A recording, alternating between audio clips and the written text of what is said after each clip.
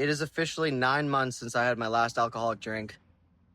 It's pretty hard to believe sometimes because I didn't plan on going 9 months. I stopped last November at what was supposed to only be a month. And I made it to the end of that month and I really started seeing the benefits. And I felt like I was slowly recovering and that made me really excited. So I kept with it. And, I've worked through a ton of shit and I have healed and recovered in a pretty great sense. My relationships with people in my life are a lot better. My relationship with myself is a lot better.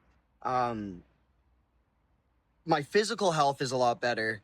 My memory's better. All these things have improved, but I would be lying to say that I am fully recovered or I'm healed by any means because recovery can be a lifelong process. And just the act of quitting alcohol doesn't necessarily fix your problems.